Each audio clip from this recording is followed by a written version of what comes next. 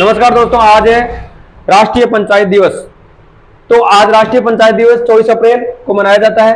तो इसके अंदर हम ये देखते हैं कि पंचायती राज दिवस के अंदर कुछ एग्जाम ओरिएंटेड जो महत्वपूर्ण फैक्ट है उनके बारे में आप चर्चा करते हैं। स्थानीय स्वशासन का पिता किसे कहा जाता है? तो लॉर्ड रिपन। लॉर्ड रिपन एक अंग्रेज अधिकारी थे और उनको स्थानीय स्वशासन का पिता कहा जाता है।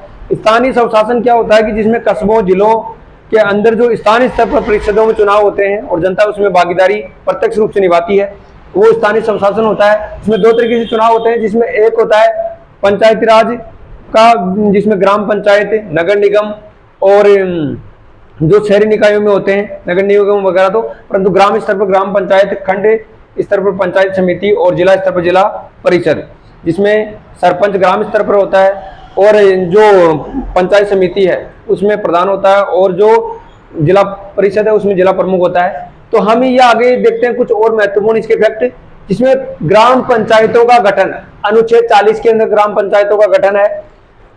और अगर मैं बात करूं कि पंचायती राज व्यवस्था में, तो हमारे जो प्रथम प्रधानमंत्री थे पंडित जवाहरलाल नेहरू, इनके द्वारा क्या किया गया कि नागौर जो जिला है उसका एक गांव है बगदरी, और बगदरी गांव से कब 2 अक्टूबर 1959 को पंचायती राज व्यवस्था की लागू किया था।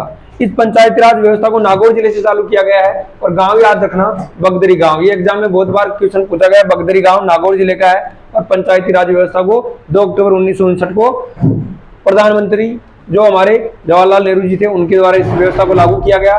इसी तरीके से हम देखते थे ये व्यवस्था जिसके अंदर 1993 में 73वां और 74वें 2 संविधान संशोधन हुए हमारे कॉन्स्टिट्यूशन में। तो संविधान जो संशोधन हुए उनको त्रिस्तरीय व्यवस्था इस पंचायत राज व्यवस्था को कहा गया है। त्रिस्तरीय यानी इसके 3 स्तर हैं, जिसमें और इसको संवैधानिक दर्जा दिया गया है। त्रिस्तरीय में इसमें जो इसका पहला स्तर है उसको ग्राम पंचायत कहा जाता है, जो इसका दूसरा स्तर है उसको पंचायत समिति कहा जाता है और इसका जो तीसरा स्तर है उसको जिला परिषद कहा जाता है।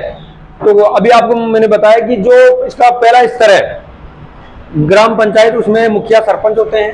जो इसका पंचायत समिति है उसके अंदर प्रधान होते हैं और जो इसका तीसरा स्तर जिला परिषद होता है उसमें जिला प्रमुख इसके प्रमुख होते हैं। तो इस त्रिस्तरीय इसको व्यवस्था का नाम दिया गया। कब दिया गया? 1993 में दिया गया, 73वें और 74वें संविधान संशोधन के द्वारा। इसके बारे में विशेष रूप से हम आगे भी पढ़ेंगे। पंचायती राज व्यवस्था से संबंधित कुछ समितियां, यहाँ से एग्जाम में बहुत बार क्वेश्चन आता है कि पंचायती राज व्यवस्था से कौन सी समितियां जो संबंधित है। तो इसमें पहली समिति बलवंत राय मेहता की समिति, इनके मार्गदर्शन निर्देशन में बनी थी। तो 1956 से 57 में ये पहली समिति थी बलवंत राय मेहता समिति। दूसरी अशोक मेहता समिति 1977 से 78। तीसरी GVK राव समिति 1985। चौथी समिति है इसकी डॉक्टर LM सिंघवी 1986। और बाद लास्ट में जो समिति है वो है PK थुंगन 1988 के अंदर ये समितियां इसमें जो पंचायत राज व्यवस्था से संबंधित है। और अगर हम पंचायत राज व्यवस्था को कुछ देखेंगे इसके कौन से अनुच्छेद से संबंधित है, तो अनुच्छेद 243 से 243 तक ये अनुच्छेद है में जिसमें पंचायत राज व्यवस्था है।